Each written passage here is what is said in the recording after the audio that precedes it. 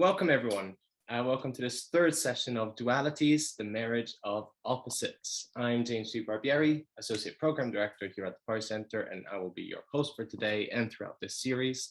So any problem, technical or not, feel free to just message me in the chat or Eleanor as well. Today we have the honor of being joined by Professor Basil Hiley and Jena Axelrod, collaborator and colleague of David Bohm for over 30 years. Basil Hiley is a British quantum physicist and professor emeritus at the University of London.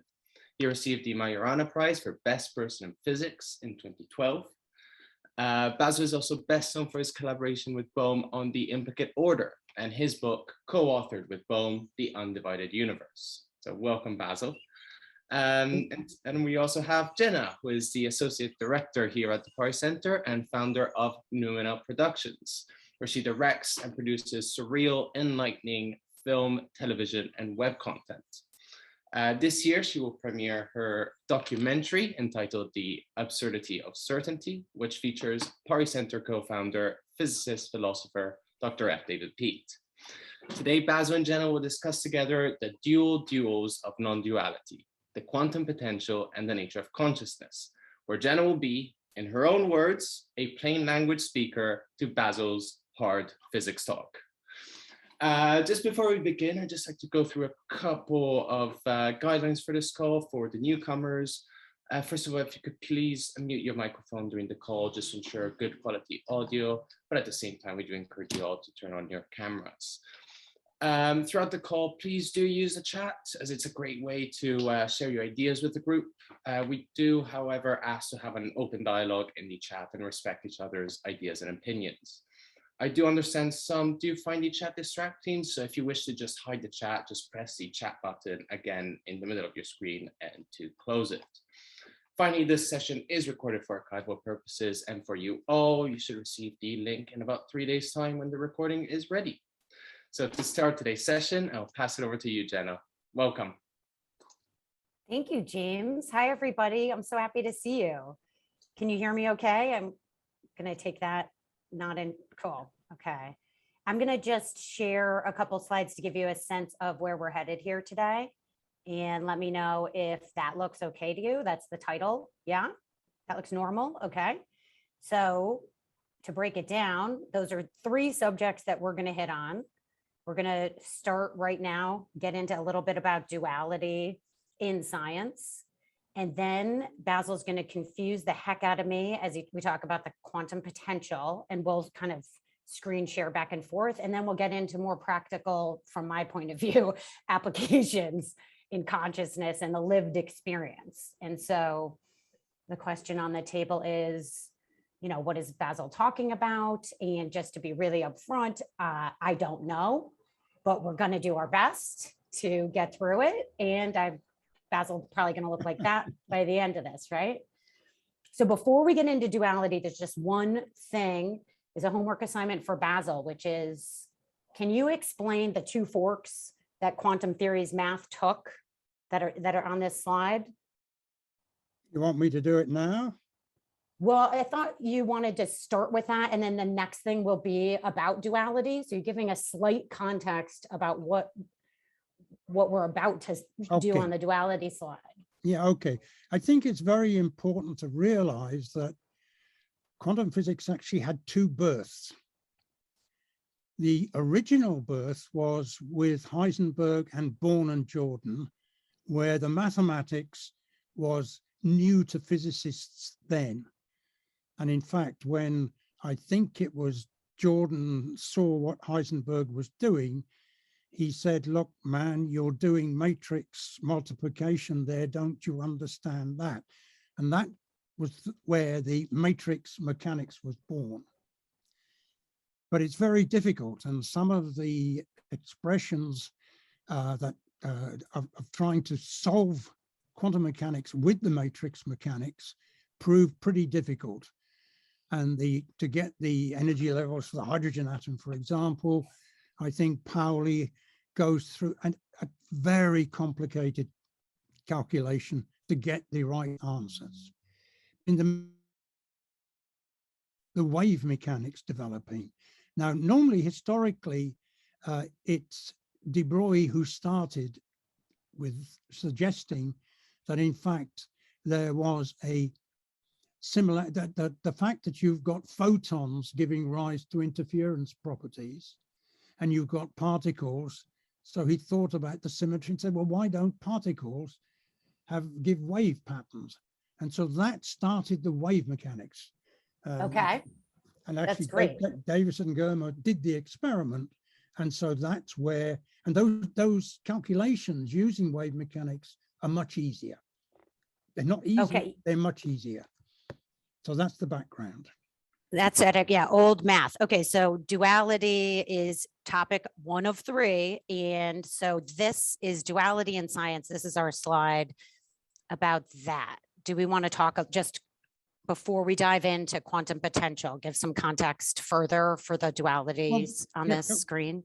Yeah, so, well, not on the screen. Can I just say while we're on this, because if you look at all the popular textbooks on quantum mechanics, they always tell you, oh, wave particle duality.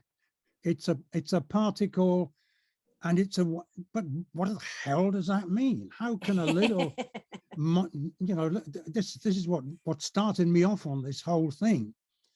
How on earth can something, a particle, which is a localized thing, be described by a wave when, you know, long wave radios, they're meters in length. So what's the photon in that? What's the particle-like nature of the photon in a radio wave? So there's, if you don't understand it, good, because it doesn't make sense. It's a way of getting through. This is, I think you're also saying this a little bit, right? Well, this is where the mathematics, this non-commutativity was the mathematics that Heisenberg was playing around with, and they didn't know about that in the physics community at that stage, because they wanted everything to be commutative. And you want a new ontology, not two complementary oppositional theories sitting next to each other. You want, can I say this fairly? You want the new umbrella above all of that. I would say that we've seen an epistemology based on quantum mechanics, on Bohr's work, and it's virtually says, I don't know what the hell's going on. I just go to the lab and measure things, but I don't know how one measurement leads to the other in detail as a process. Whereas what I was certainly trying to develop with David Bohm was an ontology. That is, there is an underlying process. When I'm in the lab, I switch a switch over here, and I get an effect over there with individual atoms. So how do they get from here to there? That's what I'm interested in. And I'm not interested in just saying, oh, they get there. And I think you're interested in the geometrical implications of the quantum phenomena. Is that right? Absolutely. I'm going to stop sharing my screen because you can see we're now on to point 2 where everything's going to ebb and flow here, but I'm going to stop sharing my screen. Okay. And just so people know, Basil and I are not fighting when we're interrupting each other. We have this way of communicating. So well, I hope Jena will say, look here, Barry, you don't know what you're talking about. Yeah, that's pretty much all I'm going to say. And I have some slides, as you've seen already, prepared with some of the scary words you use. Right. Okay. Well, one of the things that I was a bit worried about is that I'm so used to giving lectures, and I don't want this to be a lecture. I want to get the ideas across, but not as a lecture that I would give to physicists, for example, because my main aim is to get the intuitive ideas across there. They come from rather difficult mathematics, and I think I can say that cheerfully for most of the audience there. There will be some people who are very good at mathematics, and please accept my apologies of, you might think I'm trying to trivialize it, but I'm trying to make the ideas get across to everybody so that they can be used. Yeah, that's what I think our goal is. And I understand you use math to get us there, and we're going to hit pause when we think it's helpful. Yeah. just say, what is this math trying to, why are we talking about this? I don't know. And I'm going to try and do it in terms of pictures, but the pictures are motivated by the mathematics. And I don't want to get too lost in the mathematics.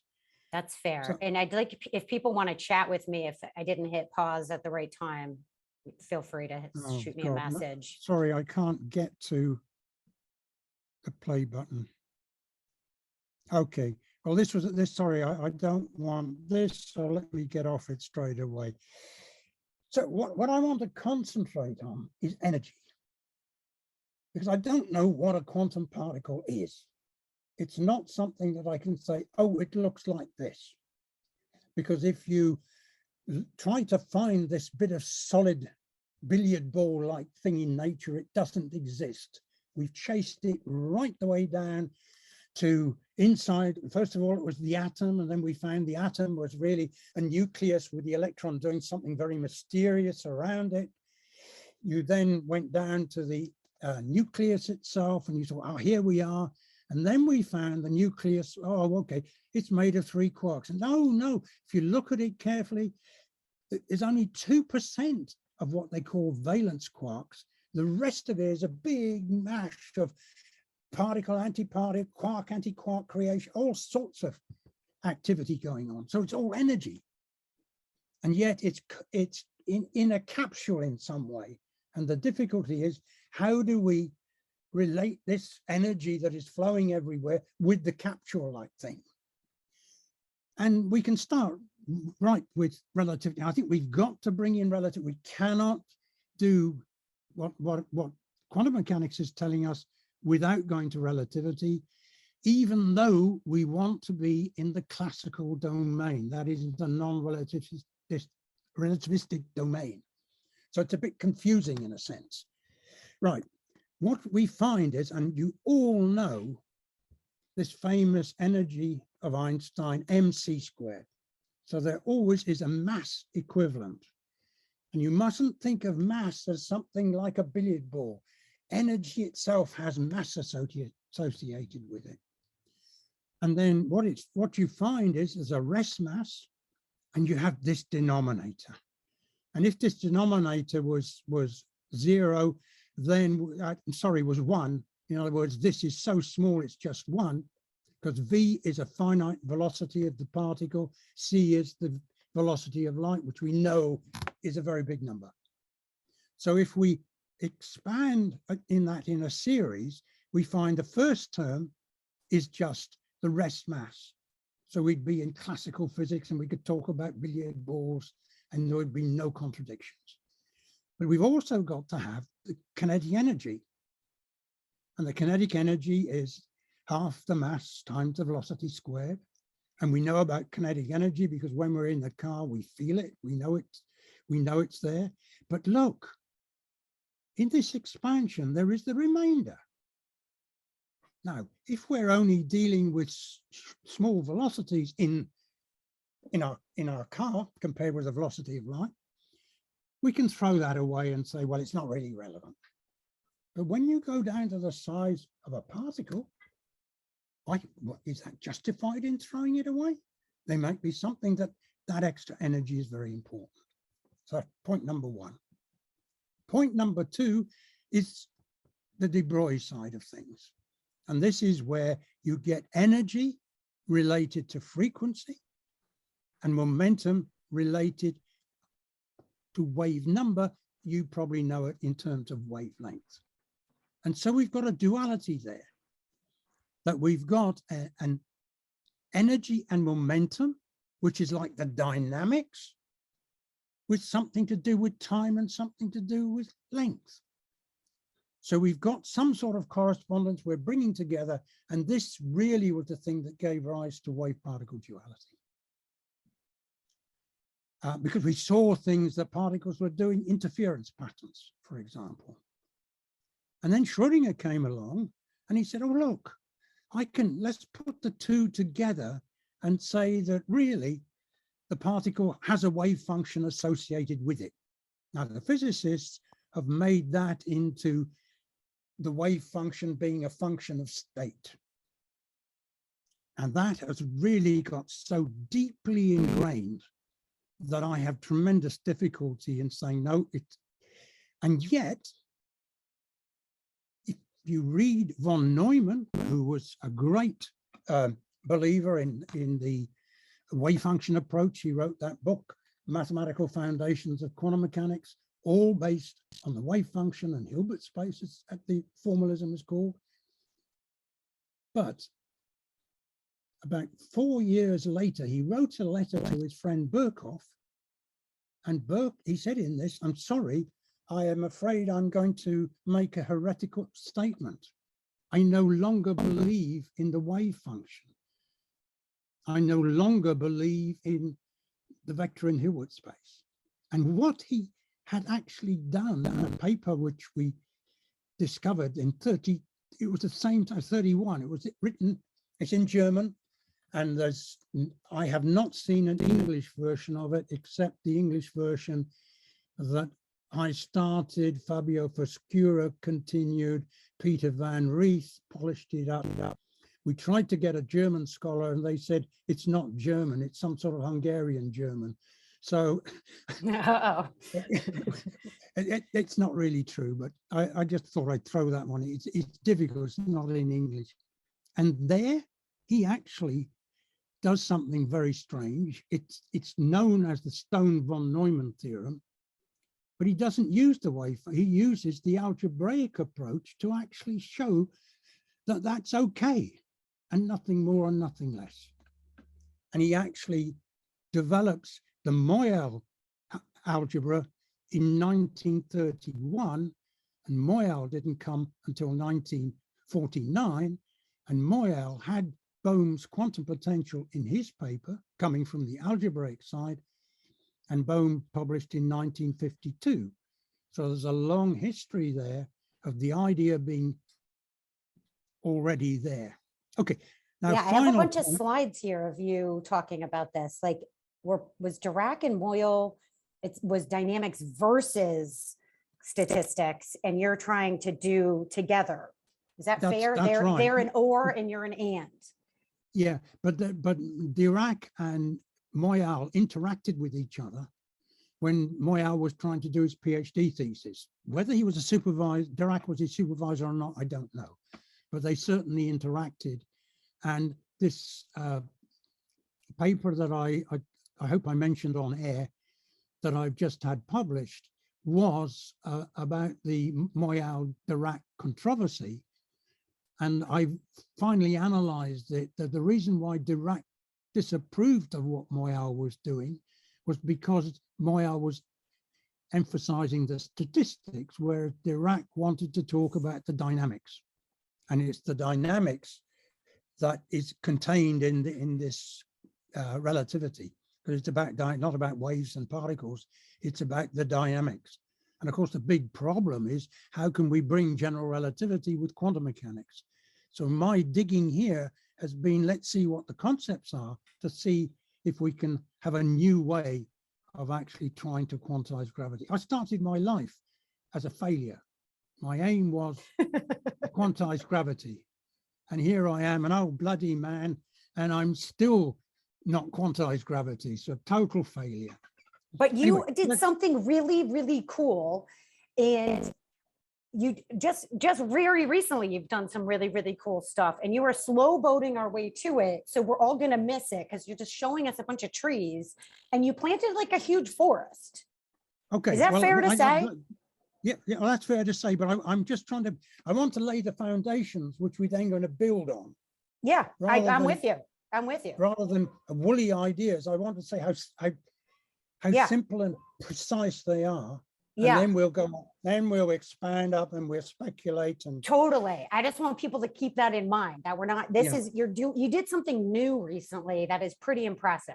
And somehow this gobbledygook has something to do with it. Okay. Just let me finish this point, Jena. We got geometry and energy and momentum. So we got space and time here, energy and momentum. What Einstein did was to say, I can put them together. It's almost an equality.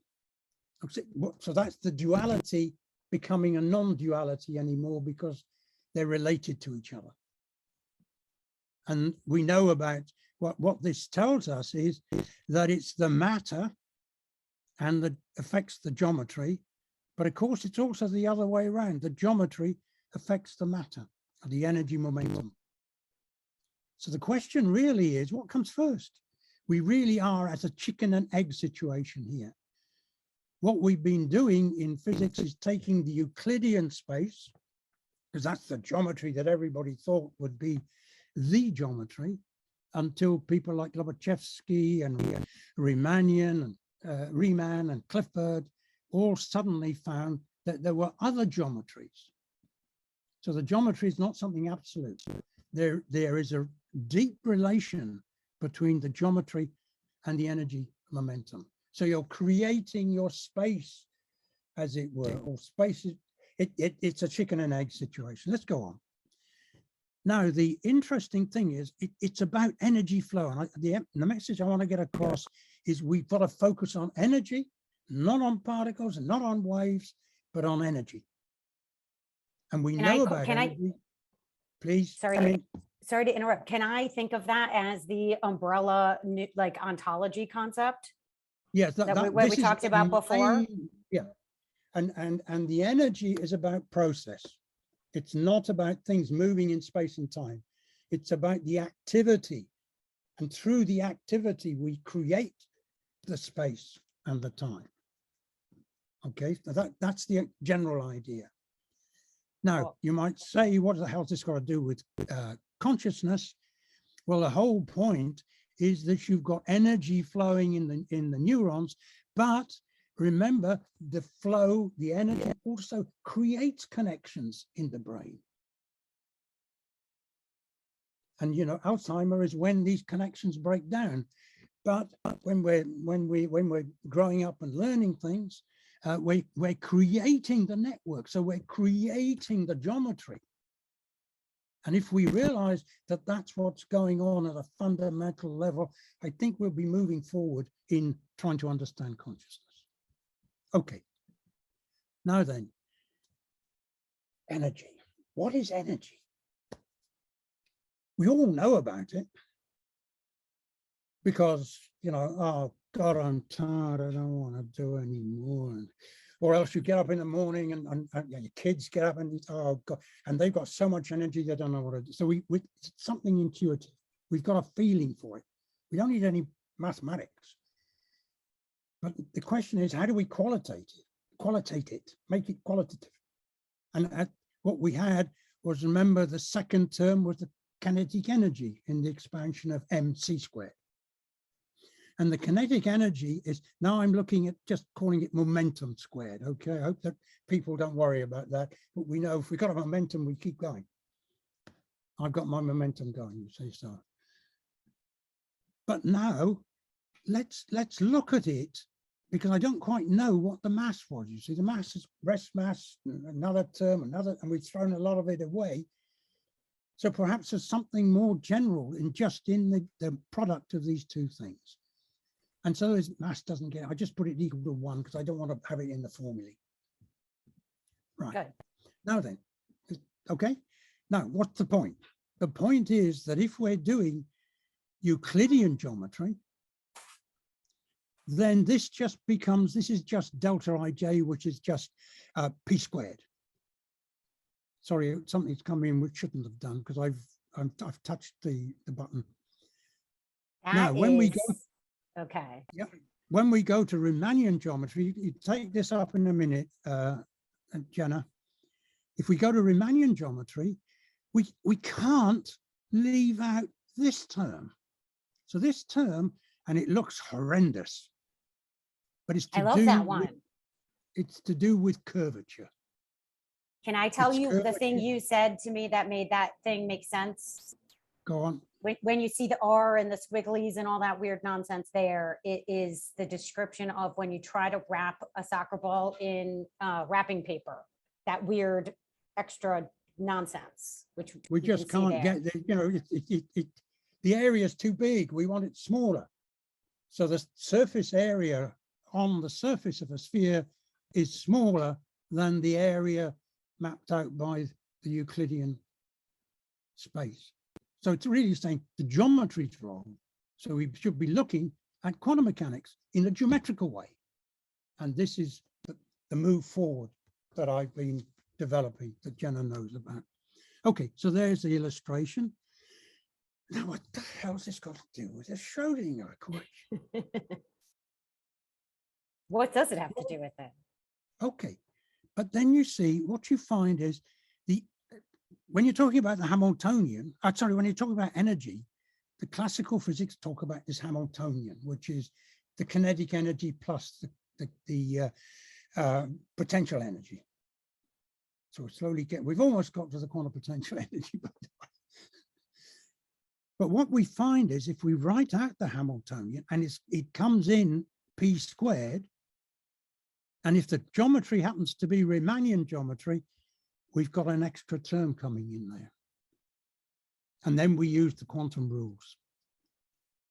And therefore the quantum potential must be there if we live in a space, in a Riemannian space.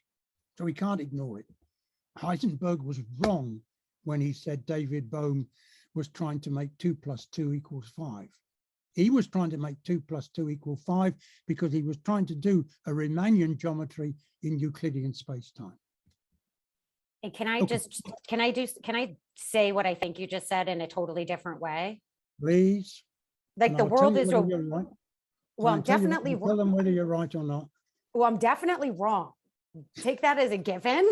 But I think what you're talking about is like a practical math of the energy sort of space. And everybody was trying to describe this energy space using math of particles and stuff in the classical world. And you're trying to say that's not what the world is. And that is why it's not working for them. That's why we're stuck in this weird, unsolvable, intractable math problem that doesn't ever match up. And you decided to come at the problem from a different angle. And I don't want to steal the thunder of your next slide, but if you presuppose that energy is the dominant paradigm and use the math of that space, all of these conflicts are resolved. Is that fair? You then see that there is this extra freedom there from the classical deterministic world. So yes. I'm just kidding. I'm just kidding. Oh no, but in other words, we've been trying to build on the mechanical model, and quantum theory is telling us it's not mechanical. Yeah. So the people who advocate Bohmian mechanics have just misunderstood completely what David Bohm and I were trying to do. Yeah. What I've done here is I've found that you can actually express it in terms of this curvature. Now, how did this come about? It came about when one of my colleagues said, look, Baz, you keep talking about Bryce DeWitt's work and cosmology and quantum gravity. What did DeWitt actually say? And I discovered a paper by DeWitt. Here, this one. Look at this. Here's Bohm's 52 paper. Yeah, this is the classic Bohm's paper that I know the Pari people love. Okay, here it is, 52. So that's, but Bryce DeWitt, 85, it's the same blooming journal, the same volume rather. And it's only 2 issues later. And I had never, ever had this paper had come up in the discussion. And as you know, I spent a lot of time with David Bohm and a whole load of people working on his 1952 paper and the consequences of, and I'd never mentioned, no one had mentioned this paper to me. It is very peculiar that's what spurned this entire new set of discoveries that you're working on, was finding that the 52 book that has Bohm's hidden variables in it has DeWitt talking about, didn't he say something like, we need a quantum potential? He actually uses the word, yes. And he says that if you want to satisfy the principle of general covariance. I'm sorry, this is a big name, but it's the name which Einstein said, this is where I get general relativity from. All our formulae must be generally covariant. If you do that, you have to add this quantum potential. Can't get away from it. It's not ad hoc, it's absolutely necessary. So much so that in the 30s, there were people who were actually measuring it indirectly. But when I came through and when David Bohm came through, we were really, I mean, people shouted at us as if we were idiots. Right. To even contemplate the quantum potential. And to interject here, I feel like you've told me 3, now 4 things that would have been good to defend yourself with when people were acting like what you were saying was stupid and not grounded in anything, like how this ties to Feynman's trajectories, for example.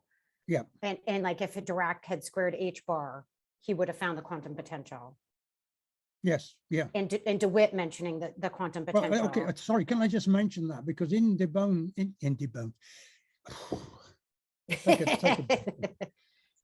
Dirac's book, Principles of Quantum Mechanics, he actually begins to get the Bohm theory coming out. He gets the first equation. Remember, the Bohm theory gives you 2 equations, conservation of probability and conservation of energy. And he got the conservation of probability out by going to powers of H bar. Oh, but can when I just you show? do, yeah, Keep we've got speaking. I'm something to sorry. show. I just want to show people what you mean when you say H bar, because I'm going to steal the screen for one quick second. Yeah, go on. Because it's not. You keep talking. I don't mean to interrupt you like that. And it was when I read this this paper that I suddenly thought, goodness me, it's there, and it's why Feynman's Feynman's approach works. This is the paper. Sorry, go Yeah, on this paper. one. You want to see the DeWitt paper? Yeah, just show that. Well, this is the paper, and there is the actual DeWitt paper to show that I'm not making it up. And maybe if you could see this clearly, you'd see the word quantum potential. It occurs in several places. And the conclusion he reaches is that you must have this extra energy, this extra quantum potential energy. But then he just drops it and never mentions it again. How do I get back again? You just do what you did to start. Okay. Where am I? I don't know. Same here. It's hard to do that. Sorry to interrupt. I just know that the first time I heard you speak, I was writing H bar, like fully H and then the word bar in my notes. And I'm like, it's a lot easier if you're taking notes to just put a bar on an H, because that's what you're saying. It's a disaster. It's a disaster. Oh, shoot. We lost your slide. I have a couple of versions of where you're headed. I've Do you want to? Completely lost my slides. Oh, well, you didn't plan for that. That didn't. Why did that happen? Are you full screen on and seeing my mug instead of what you want to be seeing? Yeah, I can see all that lot. Wait a minute, just let me see if I can find it. Yeah, get us out of here.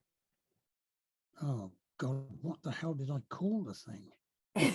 Oh, the presentation? Yes, I've lost the presentation. That is not great. Can you minimize a window? Yes, I can, but it doesn't. Because then I think you're going to see the window. You think I'm going to see it? I do. I think if you stop looking at my face, you're going to see what you want. No, it's gone completely. Okay. Well, I think that. Is it there? No, it's not there. It's not there. It's not there. Isn't this where you're headed? I just stole your screen. Sorry. I just stole it again. Is this what you're where you're going to head? No, yeah, this is where I'm heading, but I can't see. Oh, blooming hell. Jena, this didn't work. Are you on a Mac or a PC? A Mac. Wonderful. Love that for us. Do you see your toolbar at the bottom? Yeah, no, wait a minute. Wait a minute. Wait. Let me see. Oh, wait a minute. You guys, wait a minute. Wait a minute. It's right here. Just wait a minute. Just wait a minute. Don't panic. Don't panic. Don't panic. Oh, wait, hang on. I'm going to panic for let me see if I can panic. I'd love to do that. Don't panic. I also, you know what is good that I'm going to just show them this picture while you find your thing, because it's going to help people. It's going to help make sense. Yes. Okay. Please, would you take over for a bit? Yeah. Can I just talk about these two things? Because you're going to stay with, so you guys and gals, he's going to stay with these math whatevers, right? And his pictures are going to be weird and confusing like this. But do you see how this big one over here has like a mountain situation? That is why we're seeing movement. We're like rolling up and down this hill that he's going to talk to us about a little bit later. There's a shape. And you're getting more than one type of movement in that shape. And then if we go here, you can see that movement, right? Like you're getting both whizzed around like this and you're rolling up and down. So you're but that'll make more sense once you see his slides. Yeah, Okay. if I can find them. You Can I better just go ask, on. what?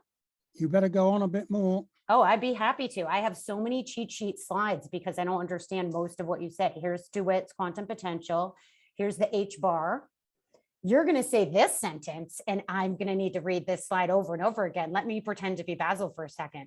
There is an isomorphism with the metaplectic group. Okay. Yeah. Come on. Okay. I found it. Thank goodness, because I'm not going to unpack that one. Let me escape from there. Okay, I found it now. Sorry, folks. I won't do that again until you get through all your math problems. Right, here we are. We're almost there. We're almost there, folks. Don't Hey, panic. Basil, is there an isomorphism with the metaplectic group? Because that's what I was just thinking about. Like, that's what Schrodinger recognized. That's what DeWitt recognized. And he actually built it on that. oh, good stuff. Okay, I'm back on screen again, aren't I? You are, yep. And you're a little small though. Yeah, well, how do I get bigger? Did you want to press your play button? Oh, yeah, where is the play button? North, east, under, northeast. It's northeast. It's under security, you see. Right, so here we are. We're back on again, right? Yeah. There we are. That's where we disappeared. That is where, yeah. Oh, wait a minute. No. Okay, let's go back a bit. Can I go back? Nice. Yeah, let's go back. Right. So what we've got here, let me now pick it up again. Yeah. So now what DeWitt didn't do was do trajectories. Okay, so he didn't take the formalism, which enables you to actually make the trajectories, whereas Bohm didn't do the trajectories either because they need a computer to do them. And when these were written in the 52 computers, I can assure you, young kiddies, were really horrific things that you did not do anything on. Okay, now then, so when I came on the scene, that is in the 70s, we were able to use the computers to actually do the calculations. And here what Bohm showed was that there was a momentum, which was grad S, and it's called the Bohm momentum. And we used that momentum to actually generate these trajectories for a two-slit interference phenomena. Yes. May I interfere for Please. 1 second? When I showed you all that picture that had like the little mountain, that's the mountain, right, Basil? Yes. That dark part in the center was the highest part of the mountain. Okay. Yeah, that's right. Yeah. I'm sure that's obvious to everyone, but I needed that help. No, that's fine. Now, and then when I got on to the notion of weak values, I suddenly discovered that there was another momentum present, and I couldn't understand. It was Ed Nelson had found it, and he called it the osmotic momentum. But what's osmosis got to do with particle trajectories? And then what we realized, sorry. I love it. I love it. You're showing us the merry-go-round now. Yeah. So now what what I found was that there was a group of people, and this is young Constantin Bliok, who has this beautiful way of looking at photons. These are particles, these are atoms, they're argon atoms, if you like, and that's what we're trying to do experiments on at UCL. And here we've got the light packets of energy, showing how the energy moves. But it turns out that the real part of the momentum that they were using is the bone momentum, but they had the imaginary part to be the Coriolis. I'm calling it Coriolis momentum. We haven't identified that with Coriolis force yet. But let me show you a second two pictures that Constantin had in his paper. And these are made, Jena, as you say, by a very cool method. Oh yeah, like tie dyes. Yeah, what causes the flow here is in fact an optical beam which is rotating. A polar. You see, in optics you have right-handed and left-handed polarization, and if you shine right-handed polarization against the mirror, you'll find the mirror actually changes. So there's an exchange of angular momentum. And can I just say, I'm sorry, but this is literally made by measuring the movement of light, is what, or a photon, yeah, but right? we've got to put a particle in there. Yeah, yeah. Nowadays we can get our laser tweezers and get some particles, and we can actually put them in the light source and then watch them move. So this would be a particle going around on a whirlpool of light. Cool. We did call that as a band name, everyone. So Whirlpool of Light, come see us in concert next year. Right? Okay. But then of course, if the particle is moving with the bone momentum, then we know what happens. We've got to have a centripetal force has got to come into it. Because whenever you will go around the corner, yep, the centripetal force is the inertial force forcing you inwards, but you want to go straight on. So you've got the centrifugal force. So now you see we're in the kiddies roundabout. And we very soon learn about centripetal forces and centrifugal forces, because if the kid doesn't realize they're there, we've got tears. Yeah.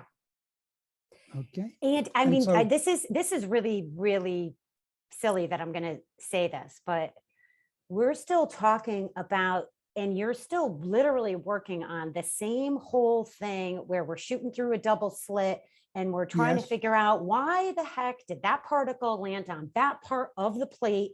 Is that a knowable answer, or is it iffy, wishy-washy probabilities? And this whole thing is about, it's not iffy, wishy-washy probabilities. You went down the slope and around the corner and you went like this and the thing moved you, and boom, that's why you went splat on the plate right there. It is knowable. Right? And this is telling you it's not Euclidean geometry. And when you say Euclidean, you're talking about like what we did in school, that when we didn't go to an advanced math with like an X, Y, Z axis, very simple, flat, plane world. You're saying the world is a little bit more bendy. That's right. When you move, the energy is bent. Perfect. Okay. And this effect is the effect you use in your gas meters. Would you believe it? That's the way you measure the amount of gas you consume. You're using this principle. What stinks is I would believe it even if you just made that up to mess with me, because I believe you. But there's a beautiful YouTube, Jena, of holding a hose pipe. I mean, I don't know whether you garden, but I used to garden. And just hold it up so that it's got a loop in it and it's plugged in to the water. And then what you can do, if it's a nice respondable hose pipe and not a rigid thing or anything, you can let it oscillate. now get your friend to switch the water on so that the water goes down the loop, round the loop and back up again. And you'll find that it no longer swings like that.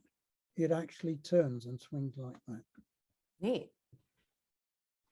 Hey, And that enables you to measure the exact amount of mass flowing through. Okay, now I want to say, well, okay, but wait a minute, these are smooth trajectories. Are they? Are you really saying that the particle actually follows them? Because, you know, if you look at Feynman, he's saying they go jiggly, jiggly, jaggly all over the place. Well, he was anticipated by Einstein in 1917. I'm sorry, you see, I'm a fossil hunter. There's all these beautiful bits of work that are there. If only we knew where to look for them, with all the, you know, very sophisticated mathematics. I'm not dissing the mathematics. That's all very beautiful, but we've lost the idea of what is going on in the myriad of details that we have to take care of. Now, this is where Einstein said, all right, well, let's suppose it doesn't move as a 1 over r squared, but it moves within 2 radii. In other words, it's kept in a rubber ring. Then you find that we've got single valuedness. Remember the whole idea of when you come back again to where you started from, the mathematics better be the same. can I just interject here? Did you putting that all together in this shape? That shape is a torus. Yeah. If you generalize this, you see you've got a radius outside, you've got a radius inside. Now bring in another dimension. Okay. So all of this is going on, not on a disk, but in the tube. And then you have a bigger tube, a 3-dimensional. Oh God, what on earth is a bigger torus? But this is where the mathematics gets hairy. I'm with you. Oh, I mean, I'm going to yield, obviously, but yeah. Okay. Is you saying that all of the energy of this system, it ends up contained within this torus shape, but it must be ebbing and flowing in and out of it, right? No, it's because it's the difference between the individual and the collective. Ooh, now you're talking my language. Okay, so what we say is that I've been talking as if it's the individual. But the individuals have to satisfy a collective behavior. Because if you go back to this thing here, it's an individual comes in and never goes there. So how does the individual know not to go there? You see what I'm trying to say? So what we're looking at here is the collective. It's the ensemble average, if you want to use that language. So and the individual has to respond to the collective. So now you're getting into the idea of wholeness. I think that you are starting to speak the language of what is more accessible, but I don't want to interrupt you and cause a PowerPoint drama. Like, no, but okay. but I feel like we have visuals that tie to what we could touch about what you're saying, but I don't want to stop this mathy. Okay.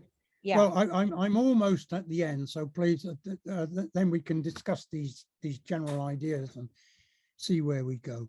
But you see, what this does, it puts in the Bohr condition. Remember what Bohr said was, but the electron is somehow circulating around the nucleus.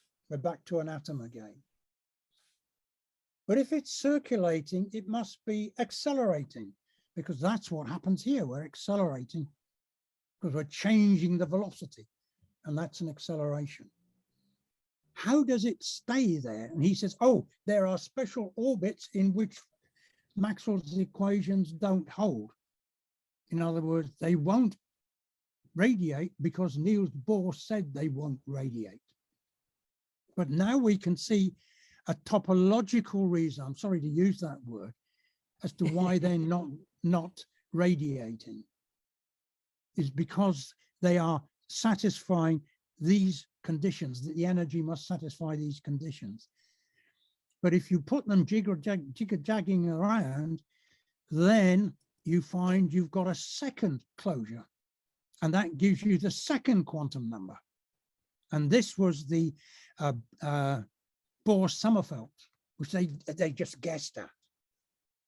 And when you were talking about the metaplectic group, Jena, I can't stop talking about it.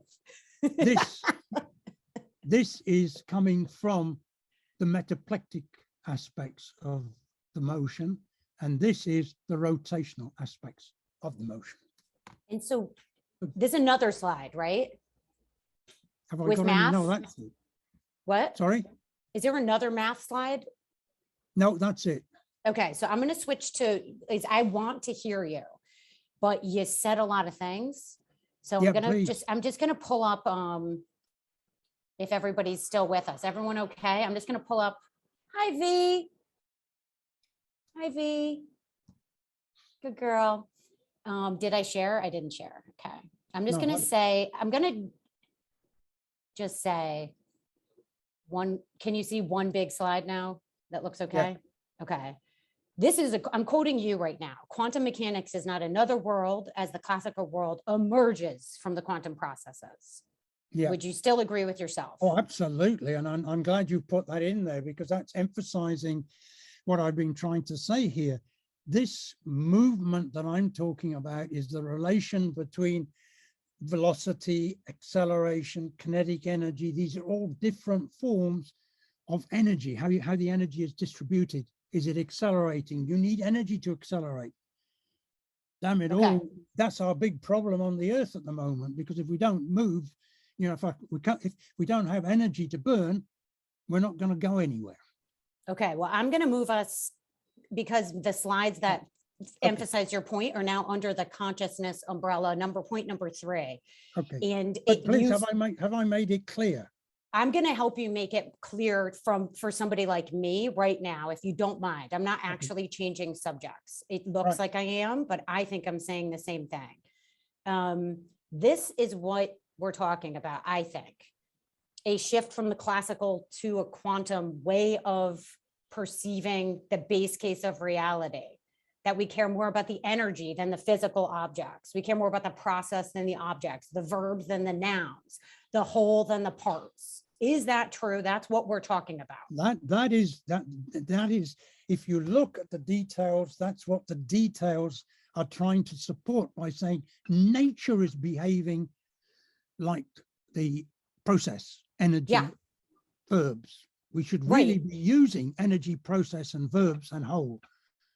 We should not be using material particles or material objects. Yes. And not use the nouns and the parts. And can I just say, this is why, if this may not be true, we're really psyched that you moved this thing into the world of geometry, because you got us out of this sort of pedantic, partsy, wavy, like particle-y thing that the Heisenberg Schrodinger duality is stuck in. And you're bringing us to another place, connecting us to the energy type of thinking of things. And, basically, we are in agreement that the world is upside down. The Western worldview favors the dominance of the material. Yes. And has lost the forest for the trees. Yes. And it is, to me personally, very important that we get out of this. And that is why I'm interested in what you do. Did you see this slide? We're agreeing that it's all energy. It's an undivided whole. Is it indeed subsuming? The paradigm is subsuming. It is larger. Yeah, because what we can make mechanical models, just as we can make mechanical models of life. Our robots, we can program to do things which look as if they're feeding themselves, for example. I'm miles behind with robotics, but you know, let's be crude about it and see. So yeah, go on. But I did want to say one thing about geometry, see, because geometry to me is very static still. We're talking about a dynamic geometry. We're talking about a movement geometry. And it's very interesting that Einstein uses the word phoronomics. I've got his book here. I've got it. It's Oh on yeah, the, let me see that again. it's called the Philosophy of the Vacuum. Awesome. And there are some very interesting papers in here by Einstein, by Roger Penrose, and it's all about the ether. And there's also one by myself in there, which you might like to read perhaps. Nice. But the Yes. important one is the Einstein one, pheronomics. Now, I've got to tell you a story. May I tell you a story? I was with Parvo, and somebody came up to me. I forget his name, and I probably wouldn't be able to pronounce it properly. And I'm sorry, I'm very bad at that. And he said to me, I'm very interested in your work. And I said, oh yeah, and what do you do? He said, oh, I'm writing a PhD in musicology. And I thought, what? What do you find interesting in what I'm talking about if you're doing musicology? And then I suddenly realized that when I saw this word that Einstein was using, I thought, who's that? What is this word? You look it up in the dictionary, it doesn't exist. But it was a word used by Kant. It was a word used by Grassmann, and it's a word used by Einstein. So I started hunting around, and I got back to a letter. This was an active topic in 1886 or thereabouts. See, I'm a fossil hunter. And this letter actually explained why we have this other word, pheronomics. You have to go back to Greece. Oh my God. And in Greece, you have two words. You have kinos, which is movement with a cause. In other words, you've kicked it and it's moved. That's kinos. But there's also another more subtle word that the Greeks have, which is pheros. And the pheros means just movement, not necessarily movement with a cause. It was just movement per se. And therefore, what Einstein had recognized when he was putting together this GIJ, TIJ, was that he's putting, it's not geometry, but there's a different type of movement, because in his force equation that he gets from his equations of motion is this pheros, is this Coriolis force. Okay. And the Coriolis force is this pheros. So we should really be calling it pherometry. Well, So that I did not put on a slide, the pherometry, sorry, but I did put something. I don't want to stop your story, but I have a couple of things that I think map this to practical lived experience stuff that I can really quickly visual through, because I think what you're saying is what I'm seeing in these next slides. But I think that you're using a word that makes people like, can you spell? Anyway, do you mind if we yes and pass pherometry for 1 second? No, it's just let me spell it out. Please spell it. F-A-O-R-O-M-I-C-S. And this is the word that when people Google it, it actually doesn't really come up, right? It was the lost word, kind of. You'll see strange things that come up, which is not the meaning, not the original meaning. Okay. Can I want to steal your thunder for a second, because I just want to get to like why I care what you're saying selfishly. Do you mind? And we can come back and around and left and right. We're talking about an undivided wholeness. We're agreeing that, and we agree, let me share my screen. We are agreeing that we're talking about an undivided wholeness, a subsuming paradigm of information, that the dominance of the material world is a sad thing that's happened in the Western worldview. And you are fighting it with Western language. But I think what we're talking about is something very spiritual. We're talking about something that permeates everything. We're talking about that being the thing that is always there. And mystics like Rumi here would say that we're talking about love. And that's why I care. And I'm going to keep going. There's a Rumi poem about that I think speaks to movement away from particle into wholeness, from object into process. And I just highlighted the ocean wooing the drop, give up yourself to gain the ocean. Talking about the thing that's connecting us and not the thing that makes us separate, right? Yep. We agree so far. I'm going to go fast, even though these are dense, like you could talk for an hour about time. I don't want to do that. I want to say, we agree that everything in time is happening right now in one moment? We agree. It's more subtle than that. But it's not incorrect what I just said, right? You could even have, you see, can I just say something at this stage?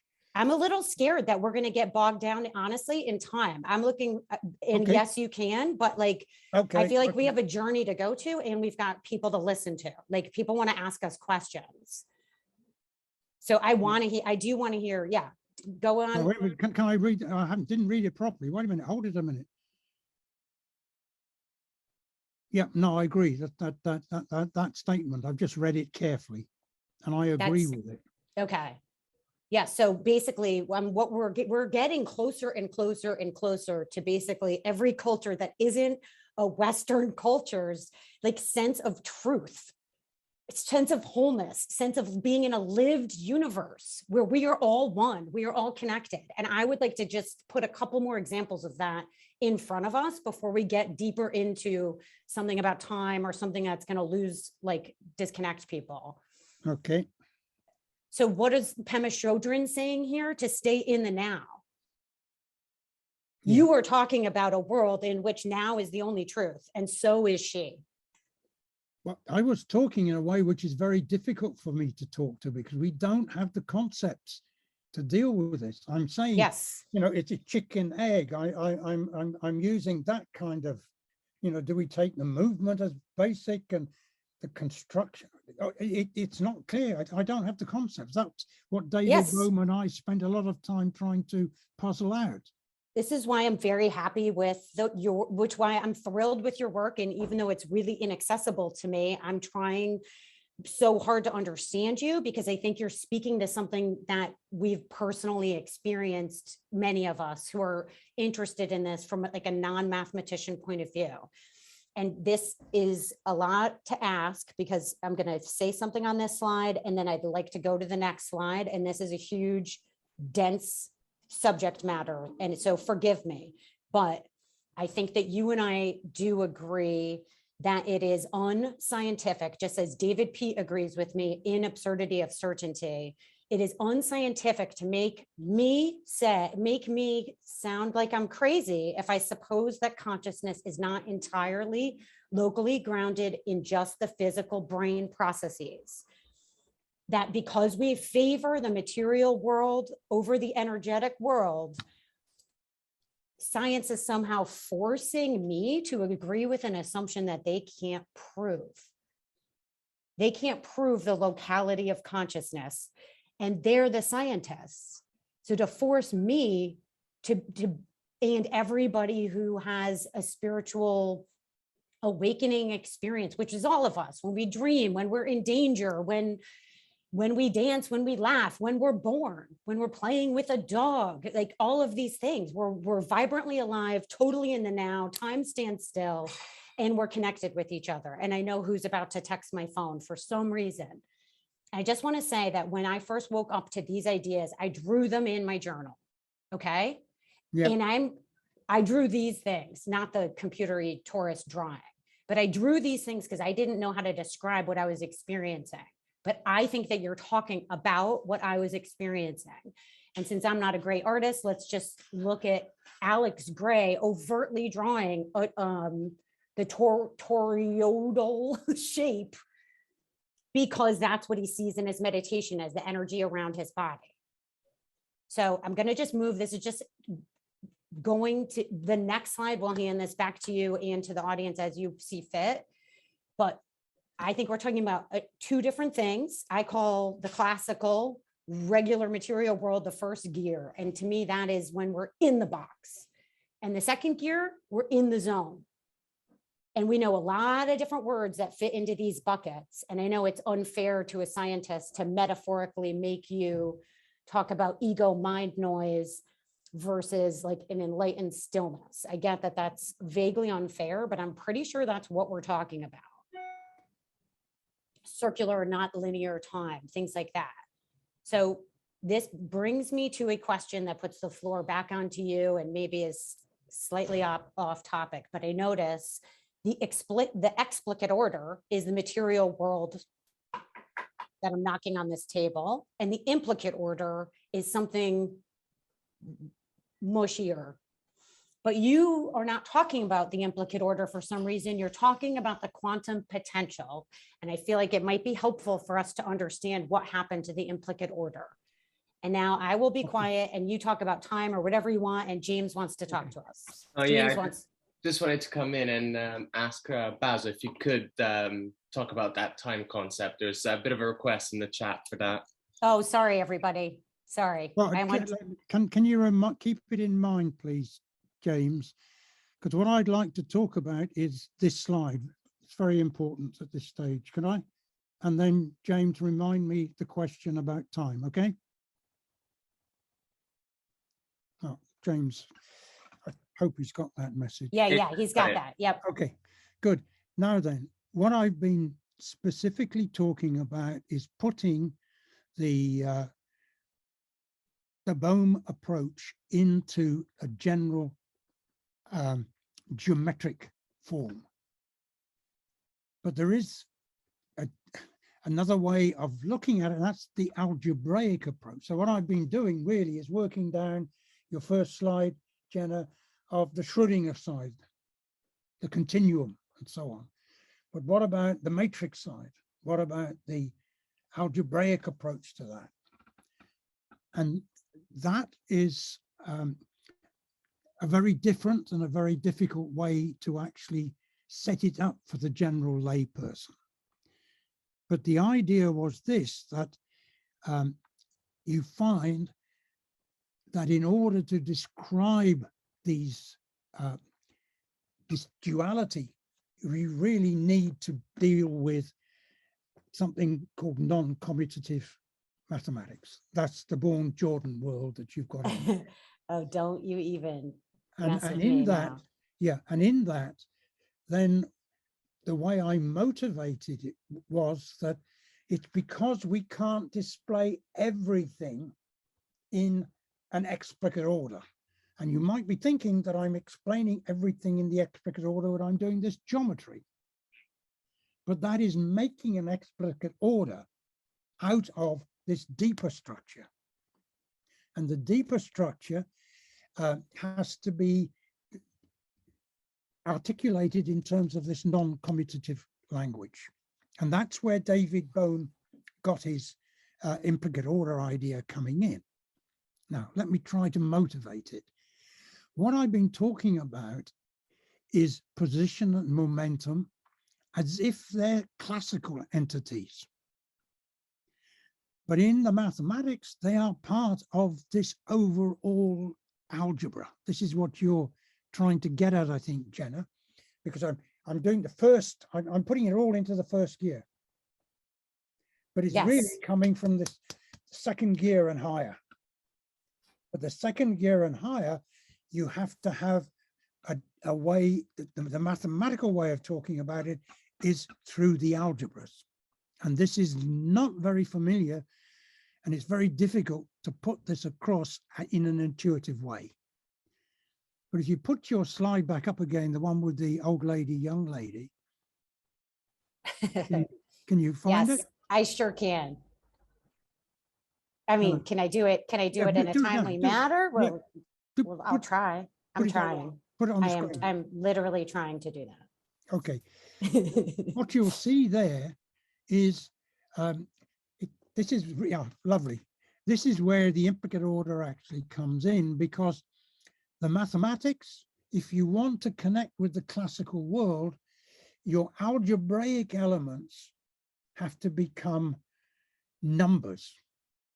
So Dirac actually said there were two types of symbols in the mathematics. I'm getting a bit technical here, but I'm trying to express this important point about where the implicate order's gone. The algebra describes the implicate order, but I have projected the algebra into coordinate system. So I am projecting from a more general approach into the projective system. And the projective system does not allow me to lay everything out so that I can stand back and gaze at it. All I'm doing is I'm giving you one insight into it. And it's like this old lady, young lady. At the moment, all it seems to be is a young lady. So I don't quite know where the old lady's gone. I used to joke and say that I could only see the old lady, and I've lost her completely. Huh. And anyway, can you see the old lady? Is she there? Take a quick look at where the choker is around the young woman's neck. Yes. And that is the chin of the older woman looking downward. Can you see my mouse moving? Yes. So that's the profile of the young woman looking away from us. That's here. right. That's all I can see now. So there's obviously something. Oh, I going see. on. And this is the nose. This is the nose and the mouth of the Oh old yeah. Okay, lady. I've got it now. It's not so clear as the one I've got. Thank you. I think that was Annette. Thank you. Okay, but the point being here is that you have the lines and they're a given, but you're trying to explicate from those lines and make an explicate order out of them. And you've got a tussle, therefore you can either see it one way or you can see it the other way. And this is what the non-commutativity tells us. That you can either talk about the position and the time, and you can't say anything about the momentum and the energy. And I've been freely saying, yes, you can, but that's in a different explicate order. But it's still an explicate order. And it's the explicate order that comes out of the Bohm theory. I made a discovery. No, I don't know whether it's a discovery. I put together what Dirac was doing with what David Bohm was doing. I was talking a bit earlier how the David Bohm theory actually almost came out of Dirac's book, his standard principles of quantum mechanics. I think it's either 31 or 32, section 31 or 32. And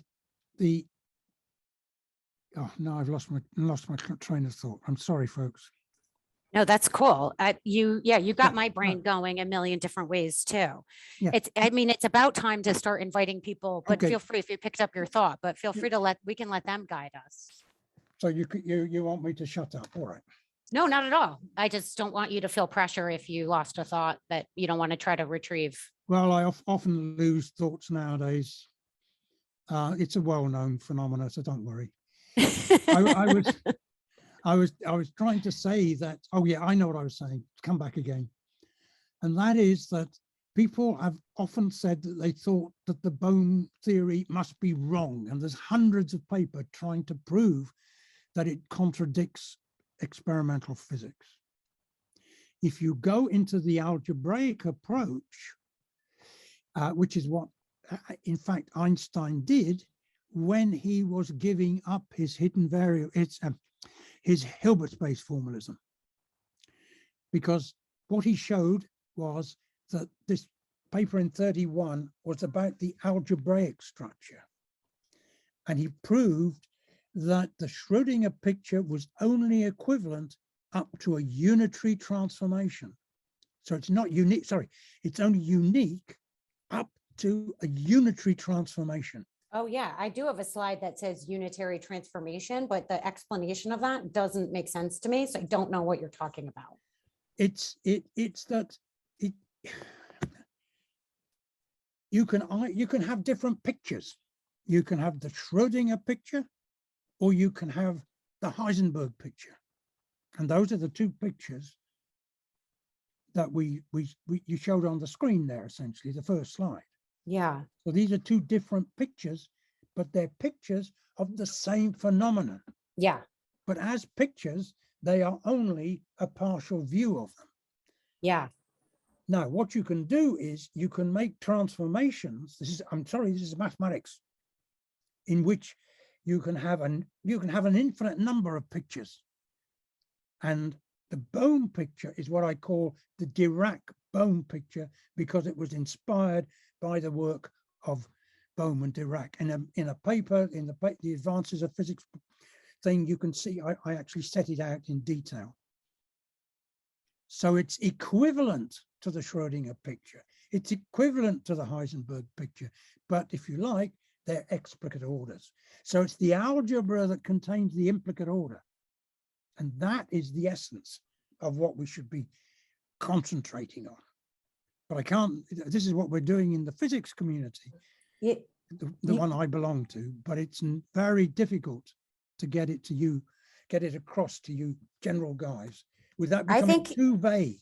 Yeah, well, I think that there's also, it's hard for us to talk to you all, because you all are trying to jam us into scientific paradigms, and that's great. I would love for us to prove what we're talking about, but I think this is an interesting dynamic of using the limitations of the Western worldview to get ourselves out of it. With due respect, I don't think this is the Western view. It could be, it's adopted by the Western view, but I don't think what I'm trying to say is a Western view. Well, let me articulate what I mean, because what I mean is real. What I'm talking about is the dominance of the material world, explanations of things. It is the same as favoring the Western, favoring the like yapping mind that's a binomial logical tree, instead of the still quiet place within where you're in the now. We believe that projecting into the past and the future and yapping our way through the world, as if it were a machine. I am trying to understand more clearly what it means. Yeah, I love that you're doing this. I think it's of vital importance, so that people who experience like non-locality and consciousness, as an example, aren't accused of being crazy when they go to the grocery store. We literally need you to help shift the paradigm. Yeah, but the problem is the grocery store. Yeah. It's not that. This is why I tried to bring it to energy, so that we can actually begin to communicate across barriers. Yes, I love that you're doing that. And I think I feel like I get a lot of value over from what you are teaching, even though I'm missing parts. Yeah. Okay. So I'm grateful for your work. Yeah, but then don't forget, when we were looking at this idea of this energy, we were trying to say, well, what is the concept, the quantum potential energy? How can we really get hold of it in some way? I'm showing how it relates to a mechanical paradigm. I realize that. I apologize. But if you come to the non-commutative structure, then you find that it is only a projection from that. And there are other projections which you can use. And I'm trying to understand why you can do this. What is this bigger structure? It's all right saying love. I don't quite know how love fits into that particular structure. That's what I meant to say before, was that those who have come to this through the like internal psychonaut explorations of consciousness, they know the answer to that question. They just can't answer you in scientific words in a way that you'll hear. Yeah, but this is where our communication is breaking down, and I don't want it to break down. I don't think, well, I don't personally feel that you and I are actually breaking down, because I know why you're objecting to what I'm saying, but and I know why you as a scientist can't say yes to what I'm saying. I get that. But I also know that we have like 40 minutes left and we haven't let anybody ask any questions. Okay. What do you think? It's up to you. It's up to James. I don't think it's fair on the audience. Yeah. Yeah. And feel free to, before we take a question, like put me back in my box if you want to. That's okay too. No. What about James? Shall we hand over to James? Yeah, sure. I think this is, I think it's a good natural point to bring the audience in, if everyone agrees. So now it's sort of the opportunity for all of you to ask your questions to Basil, Jena, or both of you. If you want to ask a question, you can either use the raise your hand function at the bottom of your screen under reactions, or you can write your question in the chat if it makes you feel more comfortable. We would like to give everyone the opportunity to ask their questions. So if you can please keep your questions a bit shorter and a bit more focused, and please reserve any follow-up questions until everyone's had the opportunity to participate, and then we'll circle back to you. I can see we have a question from James. Please come in. Thanks, James. First of all, I really appreciate what y'all are doing, and Basil, I think you've done a good. I have some mathematical background, but not a lot, and I really have been understanding what you've been saying. So I really appreciate your efforts to do that and communicate to us. And so one way I'm trying to understand what you're saying about that the algebra contains the implicate order, and you talked about how you've really been moving in the direction of geometry as one way, one isomorphism to see the algebra maps onto that. And my question is, and that's an explicate order in the geometry. That's a projection to see it that way. I think I'm understanding. And my question is it that any way that we try to map the algebra onto something else, any isomorphism we draw, like, is it always one step removed from the implicate order? Are we always missing?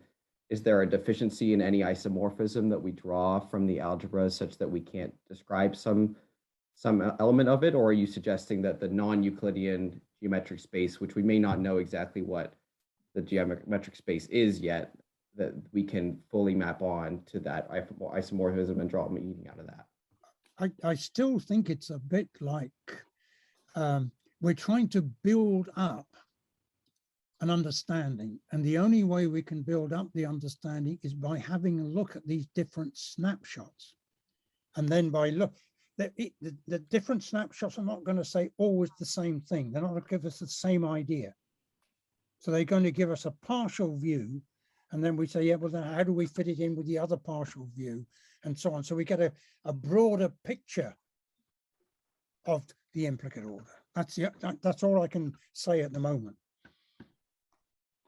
So that each one has its merits and has its faults. But you don't just say, oh, I'm only going to talk about this picture, or I'm only going to talk about that picture. My picture's better than your picture. Well, they're saying about the same thing. They might give you a different view. Let's see what that view is. Let's see if we can see in the tensions between those views. And it's through the tension that we can reach the implicate order. But we can never display the implicate order out as an explicate order. We've got to live up to that. I understand. That's great. Thank you. Can I say the Tao that can be spoken is not the Tao? The end. Moving on. Thank you, Just kidding. for coming in. We next have a question from actually, sorry, just to go back to what the chat was sort of asking earlier, the concept of time you wanted to talk about earlier. Would you? Yeah, I think bring it up again. Let's get the questions in, because people want to ask questions. Yeah, and I apologize for interrupting about the time thing. Well, the next question actually comes from the chat, which simply asks a concise definition of the quantum potential. Like in 2 sentences, what is a quantum potential? Well, it's the expression that one has to add to the classical Hamiltonian in order to get quantum mechanics. I think that's Boo. very good. Boo. Thank you so much, Basil. Well, what we do, it's still at the stage of where does it come from? I haven't answered that for you. I'm just saying it has to be there. And I'm saying it's there because of the geometries. I'm giving a geometrical explanation. I can give you an algebraic explanation. But how do we, what do we say about kinetic energy? Do we really, what about heat energy? What is heat energy? What is Helmholtz free energy? We can say where we get it from in the equations. And we have to have it there in order to conserve energy. because we're making conservation of energy one of our basic rules, basic laws. We haven't thrown that up. We've thrown classical mechanics out of the window, but we've not given up energy conservation. Cool. I guess it's a bit like something you've always told me. You read the equations as a language, which I know not everyone understands, but that's two different languages trying to explain the same thing. But yeah, anyway, thank you. I apologize. I'm very bad at language. I'm British, for God's sake. Everybody speaks English. Yeah. I remember when I tried to speak French, they said, no, you're too bad. You speak English. And sorry. So I appreciate, but I don't quite know what to do, because I think I've got something exciting here to tell you guys. I think you do. You do. And you do a wonderful job. We can't discount the first question that came up. Yeah. Giving you a shout out. So so sorry, just moving on, we'll go next to Annette, who did have her hand up earlier. So mostly, yeah, I just wanted to appreciate the sense-making process of both of you, because this is a perfect example in the world how math can prove what another discipline understands but can't explain. And I'm just loving the fact that you're both trying to stay in this and share this in a way that no matter what our disciplines are, we can come to an understanding and try to continue the conversation and deepen where the world needs to shift. So I thank you both and everyone on the call. Thank you. I'm glad I'm saying something that is helpful. You definitely are. I mean, I don't know what I'm saying. Because I'm looking at pictures of merry-go-rounds. I don't know what's going on. Well, it's all going on around here, you see. I mean, sorry. Great, thank you, Annette, for coming in and for your appreciation. Next, we'll go to Niels.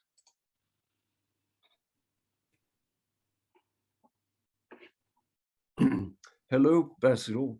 I've been listening very interestingly to all you have come up with, and what is very interesting is that I made an aha discovery 30 years ago, where I was trying to solve the problem in transportation modeling to do with the parallel issue of that, in fact, as we all try to improve things, it manifests itself in many different pathways. And I have talked about it before. It's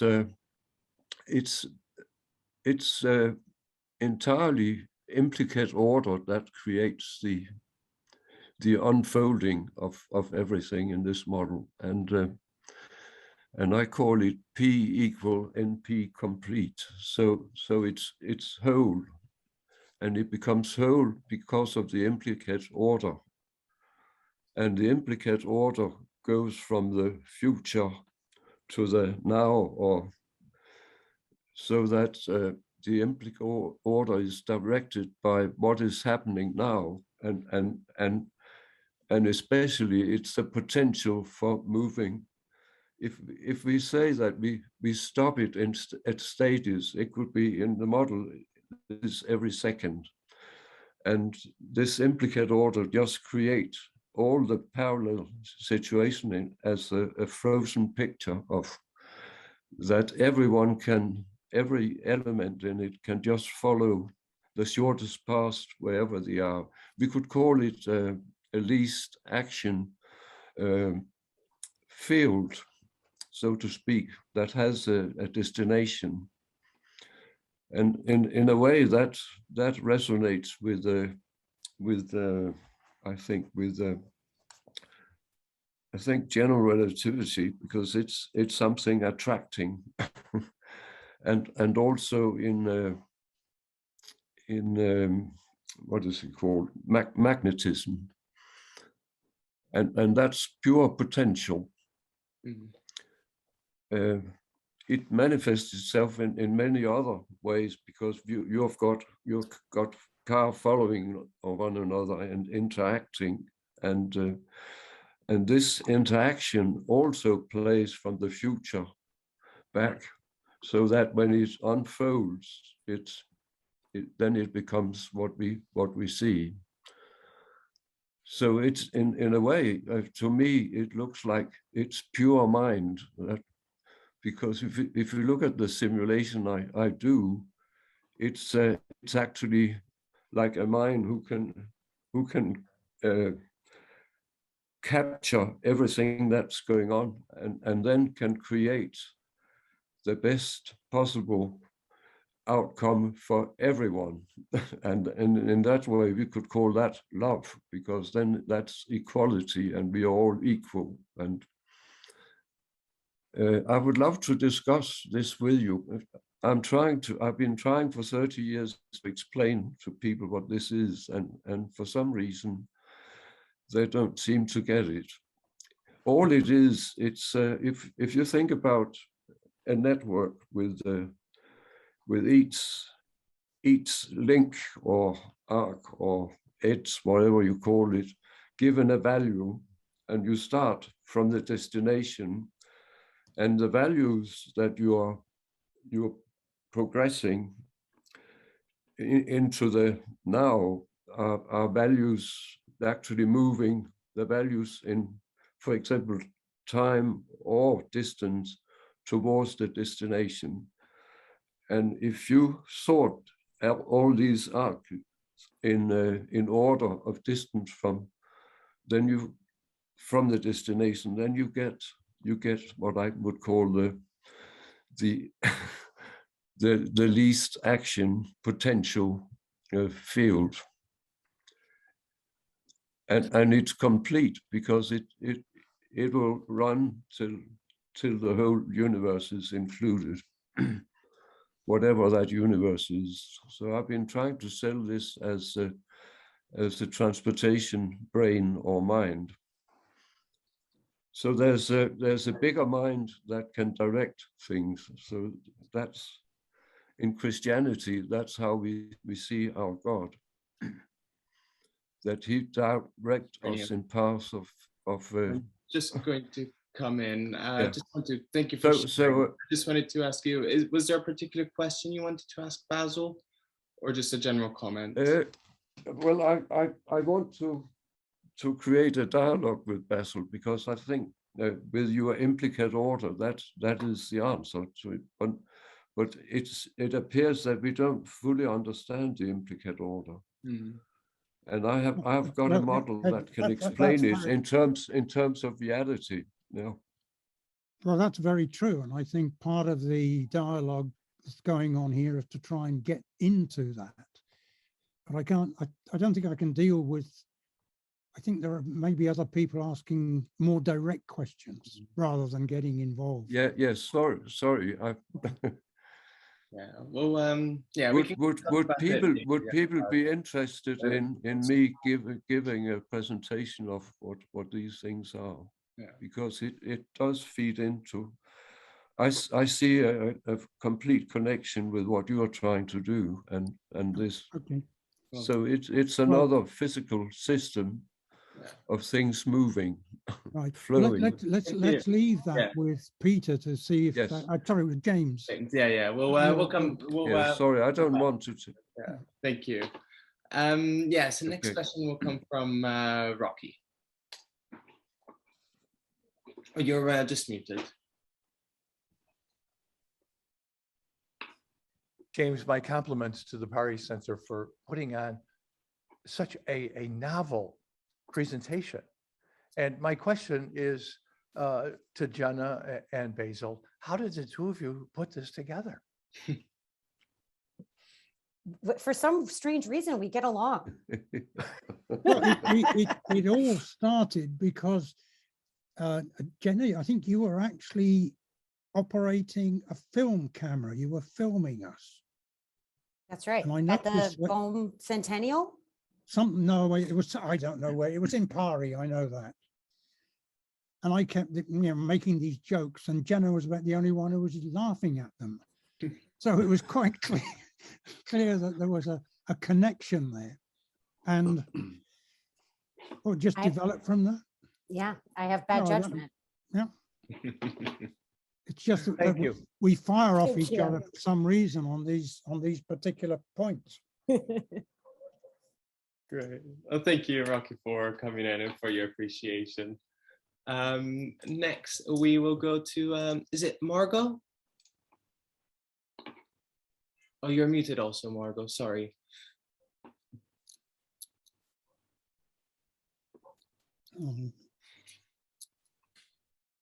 Now she's switched off. Oh, now we can see you.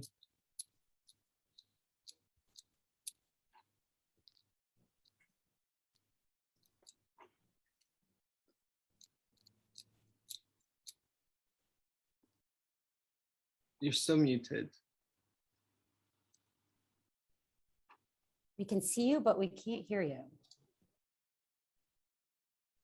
There should be a microphone button for you to press.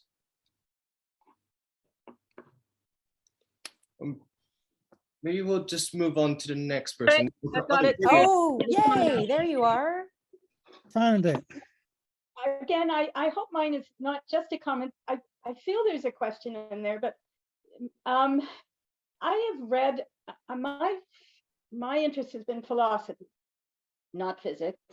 And I would say that I happen to, because of Kant and Wittgenstein, I have been drawn into, that got me into space and time. And then from space and time, I kind of started following a pathway which led me to Bohm and Pete and Penrose and all sorts of writers that I only got the gist of. That's my thing, is that I never get anything more than the gist of things, but I kind of put together the gist and move on and expand. And I think in particular, there's something about Wittgenstein, particularly in the second work he did, the philosophical investigations, that is describing the context of some of the struggles that scientists have, that everybody has when they try to talk about this stuff, because he basically really ends up saying that language is only a process which creates, when we speak, family resemblances, but nothing that is really can be said in a definitive way. But it can bring, in the present moment, it can give us a great deal of forward momentum, you might say. And I was just wondering if you thought that philosophers, other than physicists, have something to say in the struggles that we're having, not towards doing the science, but towards understanding consciousness, and in the Bohmian way and the Bohmian dialogue. That was my question. Yeah, are you, Jena, do you want to, or shall I? I love and hear and feel you, and that's like very juicy for me. But I think I'm going to yield to Basil, and I'm going to paste in the chat for later.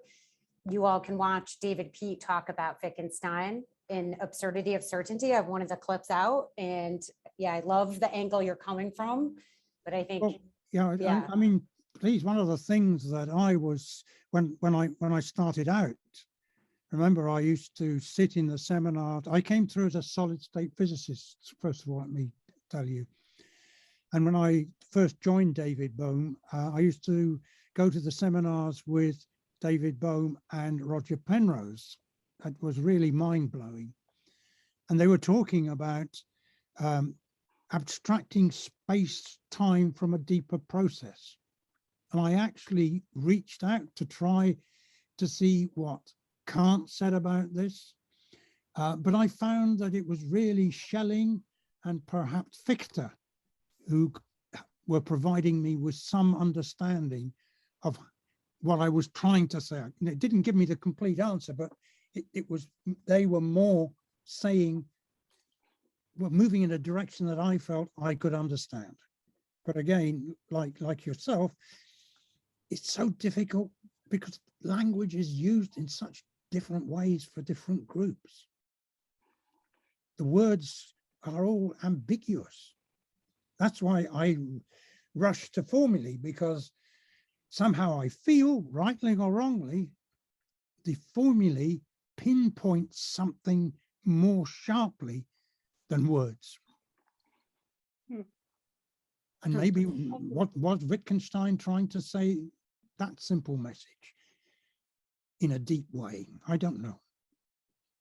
Thank you. Fun. Thank you, Margot. Thank you for coming in. I can see that there are a few hands that haven't come in yet in this series. So I'd like to next go to who I believe is it Zohar? Hi, Zohar. Hi, Basil, hi, Jena. Hi, so I'm sorry, I should have sent you an email and I haven't done because I've been so frightfully busy in the last 2 or 3 weeks. Try to, but I want to ask you. Hi, Jena. It's not too late, is it? No, but Okay, I need fine. it. Go on, ask your question. Sorry, ask your question. Okay, my question is to you, Basil, and thank you for both of you for the interesting dialogue. I want to come back to the quantum potential from the view that you and Bohm developed in the undivided universe, and you wrote there the metaphor or the image of a pilot wave that guiding a ship to show the connections between the particle and the quantum potential. And after that, you spoke that this quantum potential is carrying almost zero energy. It's only reform a structure and not pushing and pulling the particle, because then you have a very big problems with special relativity and something that goes much faster than the speed of light. Now, if you can a little bit enlarge, and I don't want mathematics, I heard you, but to see your picture about it, what you and Bohm had in mind about this field, about this new field in the quantum situation, not in the algebraic approach that is very interesting, but it's much more abstract and complicated in a way. Thank you very much for your. Anyway, I was hoping that the talk, if you think about what I've said today, it should provide an answer for you for that one. You see, the trouble is that when we said it didn't carry very much energy, that's not strictly true. When you look at it in other examples, it's true for the idea of the two-slit experiment. But what you find is that the quantum potential, if you take the hydrogen atom, its ground state energy is all quantum potential energy. And that's very large. And therefore, it's not strictly speaking small energy. It's carrying a large energy as well. Now, this makes the idea of the information potential. But then don't forget, we were using that idea not as, it was more coming from the word meaning to form from within. And this extra momentum that I've been talking about today, the Coriolis momentum, as I called it, or the osmotic momentum. Is that the R squiggly thing? It's the delta R over R, the amplitude. Oh, it's okay. coming from the amplitude of the wave function. And you'd think the amplitude would not be something dynamical because it's just how intense the thing is. But no, it's got a dynamical meaning in quantum theory. And it's that which gives the quantum potential. And it's that which is motivating this idea of the pilot wave. Okay. Okay. Thank you. Thank you very much. We've still got to dig a bit further. Yeah, Look, I know nothing. No, that's my slide. Well, thank you so much, Zohar, for coming in, and it's great to see you again. It made me feel guilty, though. Oh, as another new person that has raised their hands, we'll go next to Sal. Hello. Hi. Hi, this is for both Jena and Basil. If you could leave us with one message, what would it be? One You want to go message. first, Basil, or do you want Yeah, me I to? go first. Work hard and don't believe what you first think is correct. Well,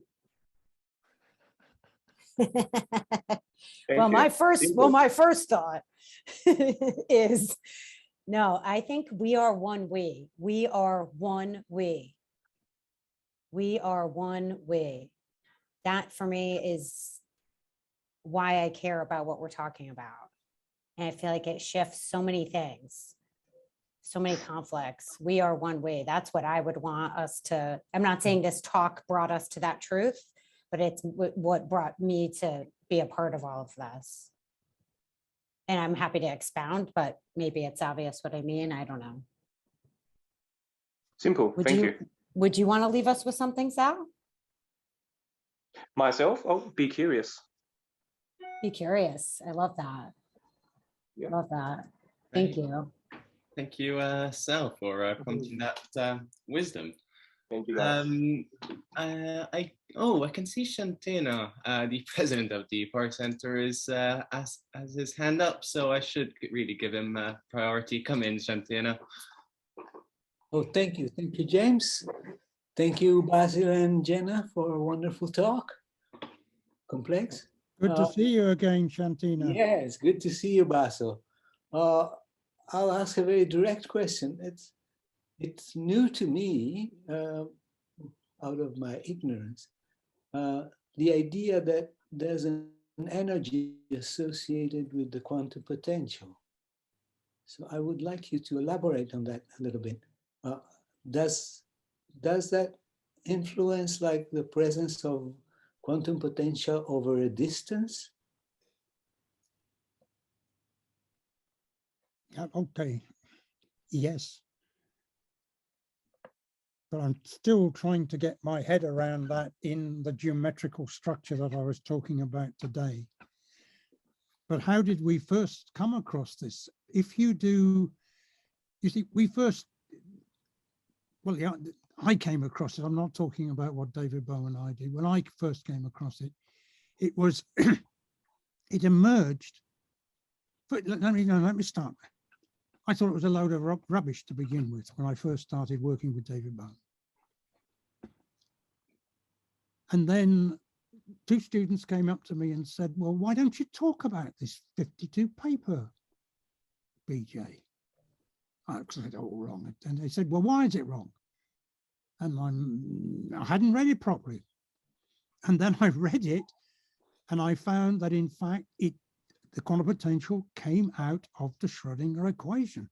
If you write the real part of the Schrodinger equation under the polar decomposition of the wave function, it's staring you in the face. It's not the Hamilton-Jacobi, the classical Hamilton-Jacobi. It's got an extra term in it. And what I'm curious, I've been told to be curious. That's a good idea. And I said, well, why is it there?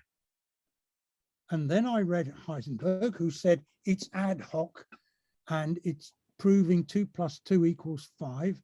And I thought, but hey, hang on, it's come out of the Schrodinger equation. And I've just written it in terms of its real and imaginary parts. Why is it ad hoc? When I was a schoolboy, I was told if you've got an equation with complex numbers, split it into the real and imaginary parts and solve the two equations separately. So it's coming out of the Schrodinger equation. There's a new form of energy. The Schrodinger equation discusses the conservation of energy. So there's the kinetic energy, there's the classical potential energy, and then there's this new energy that I hadn't seen before. It's Feynman's seen it and calls it mysterious. That's in his lecture notes, volume 3 of the Sands, the great, the 3-volume lecture notes of Feynman's lectures. It's in there. And he says it's a mysterious force and just moves on. Now, you asked about the non-locality. So the obvious thing to do is if it comes out of the Schrodinger equation for one particle, let's do the two-particle Schrodinger equation. And when you look at the two-particle Schrodinger equation, you find it's there again. And it's there in a form which links the two particles in such a way that it gives a certain correlation function. So what do we do? At Birkbeck, we were one of the first, no, not the really first, but we just got, I think David Butt had just got some new detectors which had super duper resolving times, so that we can actually do experiments on positronium decay. David Butt was a great expert on beta decay. So he happened to be able to have a positronium source. They decay into two photons which go in the opposite direction, and they're correlated in this non-local way. Well, we said, all right, if you have two particles going there, let's see if they're correlated. Schrodinger equation, lo and behold, they're correlated. So that the correlation that we get from the Schrodinger equation was verified in the experiment, and the non-locality is there. What do we do about it? Is it in the geometry? This is what I'm beginning to think about, because I was reading, remember, I'm a fossil hunter, and I was reading an 1880 something lecture by Clifford, whose gravestone we've just discovered in next to Mark's in Highgate Cemetery, by the way. He's got a gravestone in there. Sorry, it's totally irrelevant. But the point is, reading that lecture, it seems as if he has a way of accounting for that non-locality. I only discovered it a few months ago, and I'm still trying to get to the bottom of it. But it seems to be tied up in the geometry of what I've been doing. And please remember, what I've been talking about today, I only began to put together about 4 months ago. It's been a revolution. I've done mental somersaults. Awesome. Anyway, Shantina, I'm not sure, does that help you? A little bit. I would need more help, but I'll let people come in with their questions. Okay. Thank you, Shantina, anyway, for coming in. Just to give space to new voices, we'll go next to Abelardo. Thank you very much. I'm more interested right now in the duality that's going on, that went on in the dialogue between Jena and Professor Basil. I don't have a sufficient mathematical background to really understand Basil's explanation. I admit that. And I therefore rely very much on Jena, the way you try to reinterpret for us, and wanted to go directly to the experience of the mystic, of unity and of love. I think this is a big struggle. Look at it from a linguistic perspective, and I know it's something that concerned David Bohm very, very much. Actually, I got much more out of watching the film Infinite Potential than from this dialogue. I think that was a very beautiful kind of a balance between these two approaches. And so I really don't know what I'm getting extra out of today. But so I really want to ask both of you, particularly Jena, do you think there's a duality here, or is it just your difficulty to be able to communicate, or is there a general duality here in terms of modes of communication, modes of dialogue? I'm more connected, identified with the mystical approach. In Buddhism, for example, one has to train one's mind to reach the ultimate realization of emptiness and the clear light, which is the stuff of the structure of everything in the universe, including the mind. So so there's something to be said about the levels of consciousness that we're also assuming in these kinds of dialogue. So that's my question. Interesting. I'm moved by what you say, but I'm not sure if I'm going to directly hit an answer to the question. I do also perceive this as a duality in its own way, but not that I've thought deeply about this specific Basil Jena duality very long.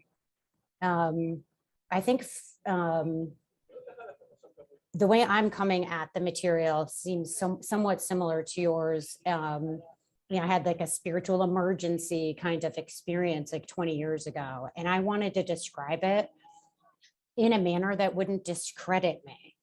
And that's how I ended up studying vaguely as a layperson some of this material. It's how I found the Pari Center and ultimately Basil.